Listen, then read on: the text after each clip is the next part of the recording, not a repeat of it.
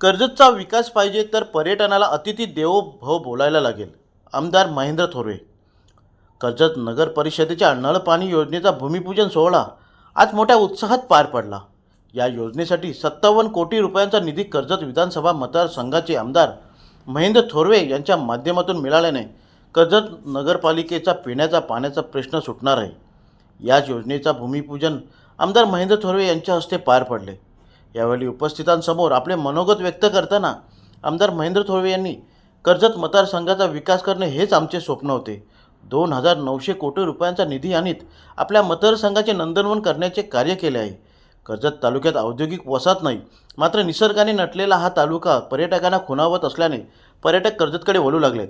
पर्यटन वाढीसाठी आपण कर्जतकडे येणारे सर्व रस्ते काँक्रिटीकरण केले आहेत, जेणेकरून पर्यटक कर्जतकडे येताना त्यांना त्रास होऊ नये आणि पर्यटकांची संख्या वाढावी.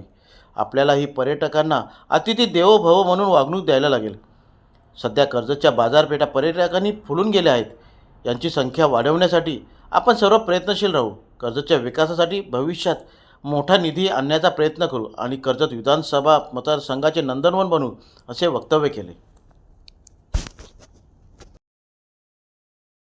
या दृष्टीने आपण हे काम सारं करत असताना कर्जतचा विकास व्हावा, कर्जतची डेव्हलपमेंट व्हावी, कर्जतमध्ये नव्याने प्रोजेक्ट यावेत, याच दृष्टिकोनातून कर्जत शहराचा विकास करण्याचं काम या सरकारच्या माध्यमातून आम्ही या ठिकाणी केलेलं आहे. मला सांगायला अभिमान वाटतोय की राज्यामध्ये महायुतीचं सरकार आहे, केंद्रामध्ये महायुतीचं सरकार आहे. महायुतीच्याच माध्यमातून ही जी काय विकास कामे आतापर्यंत या 5 वर्षाच्या कालावधीमध्ये आपण या कर्जत मतदारसंघामध्ये केलेली आहेत, ते महायुतीला सर्व श्रेय जात आहे.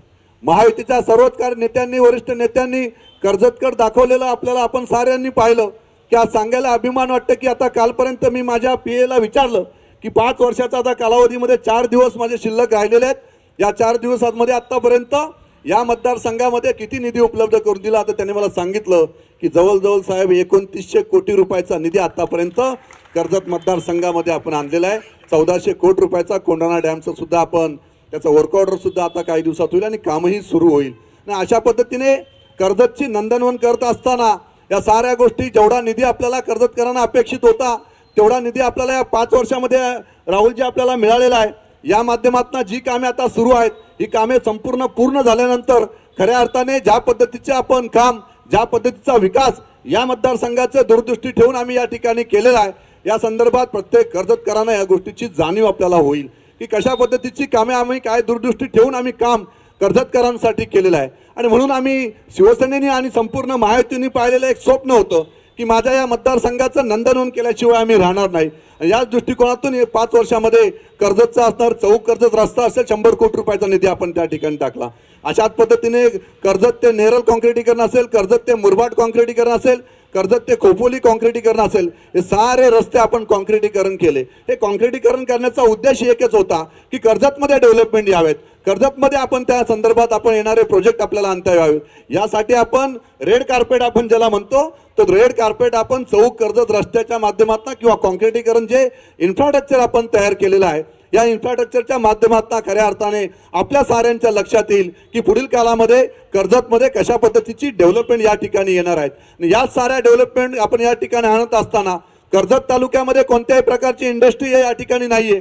मग आपल्या स्थानिकांना रोजगार कसा मिळणार, तर रोजगाराची संधी उपलब्ध करून देत असताना पर्यटनावर आपण चालना दिलेली आहे. पर्यटनाला आपण त्या ठिकाणी आपण पर्यटन आपण जसं म्हणत असतो की आपल्याकडे येणाऱ्या प्रत्येक पाहुण्यांचा आपण मान सन्मान करत असतो. घरी येणाऱ्या पाहुण्याला आपण चहा, नाश्ता, जेवण या ठिकाणी देत असतो. मी माझ्या कर्जतकरांना सांगेल की खऱ्या अर्थाने जर आपल्याला कर्जतचं वैभव हे वाढवत न्यायचं आहे, तर आपल्याला पर्यटनाला सुद्धा, येणाऱ्या पर्यटकांना सुद्धा अतिथी देवो भव जसं आपण म्हणतो, तर पर्यटक देवो भव ही संकल्पना प्रत्येकाला आपल्याला त्या ठिकाणी अंमलात आणावी लागेल. आपण जेव्हा पर्यटक देवो भव म्हणू तेव्हा पर्यटकांना आपण खऱ्या अर्थाने चालना देऊ. मी अनेक जगातले देश पाहिले, अनेक जगांमध्ये फिरलेलो आहे. अनेक जगाच्या देशांचा अभ्यास करत असताना आपण मलेशिया बघा, सिंगापूर बघा, थायलंड बघा, त्याच्यानंतर इंग्लंड बघा, या साऱ्या देशांची अर्थव्यवस्था ही पर्यटनावर चालत असते. मग पर्यटन हा मुख्य गाभा आहे. आपल्या कर्जत तालुक्यामध्ये असणारं माथेरान आपण पाहतोय, जवळजवळ आपल्याला 10 लाख पर्यटक दरवर्षी माथेरानमध्ये येत असतात. आणि याच माथेरानची आपण अर्थव्यवस्था जर आपण पाहिली तर पर्यटनावर त्या ठिकाणी चालते. परंतु या 5 वर्षामध्ये वसंत शेठ आम्ही जे स्वप्न कर्जतचं पाहिलेलं आहे, याच कर्जतमध्ये मोठ्या प्रमाणात फार्म हाऊसची चैन असणारा कर्जत तालुका म्हणून आपण सारेजण कर्जत तालुक्यामुळे पाहतोय की आशिया खंडातला सर्वात मोठा फार्म हाऊसचा तालुका म्हणून कर्जत तालुक्याकडे पाहतो. ते सुरुवात आमचे मागे बसलेले तवले मामांनी केलेली आहे. आमच्या भोसरीपासून 40 वर्षापूर्वी त्या माणसांनी तवले मामांनी दूरदृष्टी ठेवून जागा खरेदी करून फार्म हाऊस प्लॉटिंग सुरू केलेलं होतं. आज ह्याच प्लॉटिंगवर अनेक मुंबईकर येऊन बसलेले आहेत. या मुंबईकरांच्या माध्यमातून नव्याने येणारा पर्यटक आपण सारेजण त्या ठिकाणी पाहत आहे की पर्यटनाच्या माध्यमातून बाजारपेठा फुललेल्या आहेत.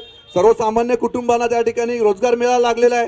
सर्वसामान्य कुटुंबातील आपण त्या ठिकाणी दादा रूम चालू करून त्या ठिकाणी पर्यटक आपल्याकडे येत असतात. फ्रायडे सॅटर्डे संडे हा आपल्याकडे त्या ठिकाणी फुल चाललेला असतो आणि ह्या साऱ्या गोष्टी आपण करत असताना म्हणून आपण इन्फ्रास्ट्रक्चर आपण कर्जतचं हे मजबूत करण्याचं आपण काम या 5 वर्षामध्ये केलेलं आहे. आणि म्हणून आपण एक शासनाच्या माध्यमातून या मतदारसंघाची एक सस्टेनेबल डेव्हलपमेंट व्हावी या दृष्टिकोनातून आम्ही प्रयत्न केलेले आहेत. एक शाश्वत विकास कसा असावा हा दूरदृष्टी ठेवून आम्ही या कर्जत मतदारसंघाचं काम आम्ही या 5 वर्षामध्ये केलेलं आहे. आणि म्हणून माझ्या सगळ्या कर्जतकरांना विनंती आहे, आपण सारेजण बुद्धिजीवी आहात.